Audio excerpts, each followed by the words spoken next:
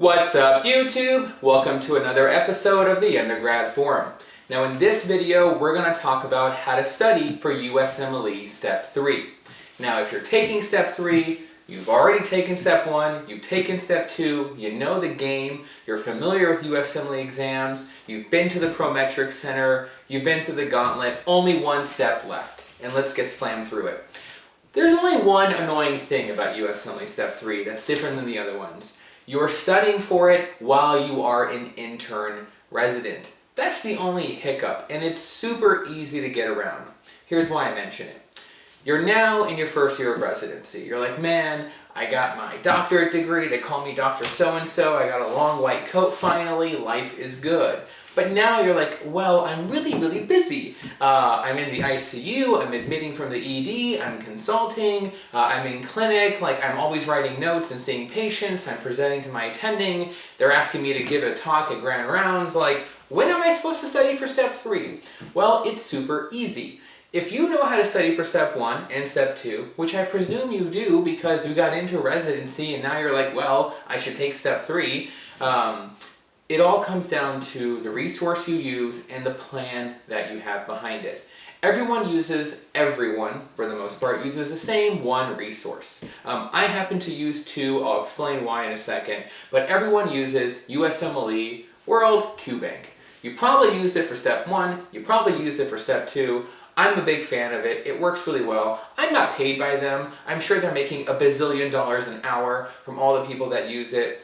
I just like it, so I tell you to use it because I used it, and almost every resident I know used it for Step 3, so there you go. It's just a good resource, everyone likes it. So how do you do that? Well, you do what you've done in the past. You sit down, you do the QBank, you learn the material, you go and take Step 3.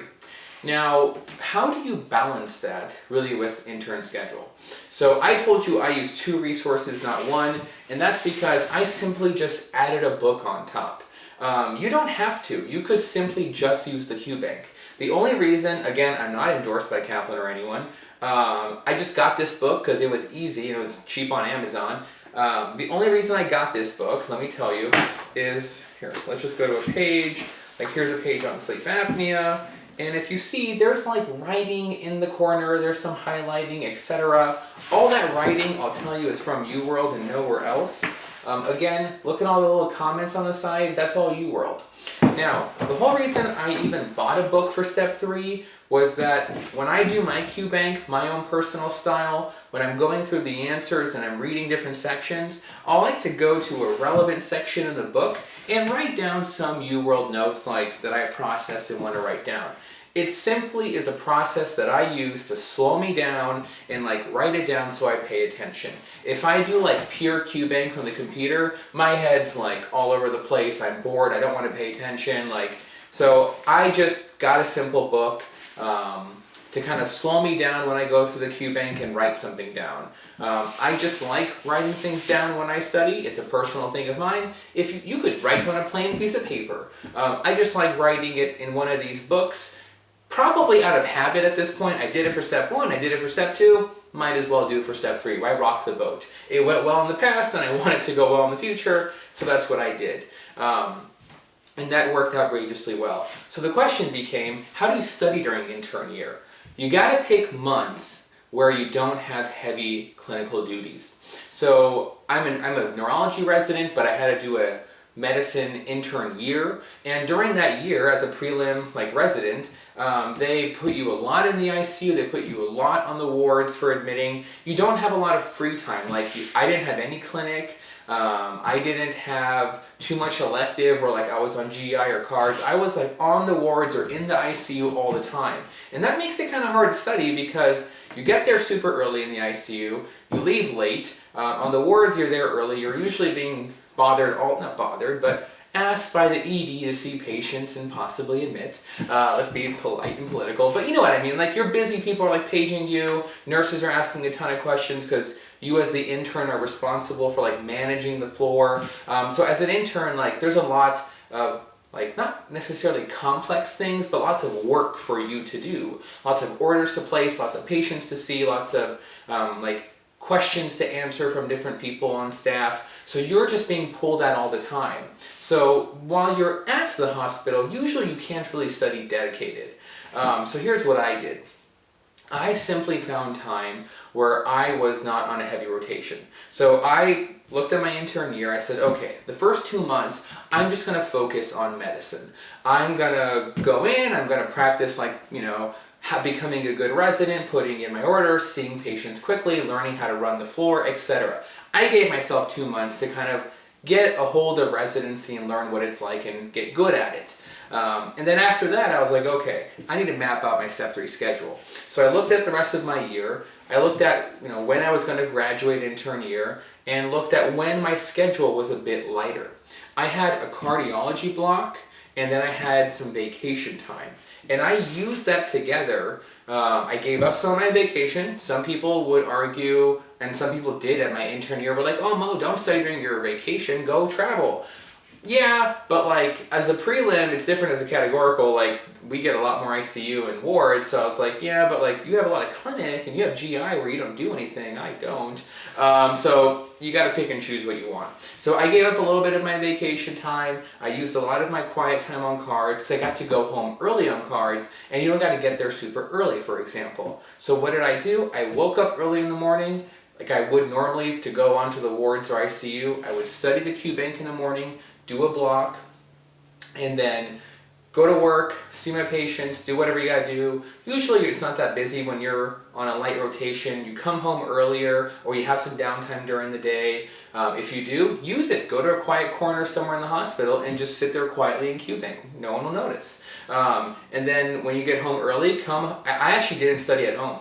I went from the hospital directly to the library because I knew when I come home from the hospital, I usually just want to kind of relax, do maybe some light reading or do nothing because you're really tired for the most part.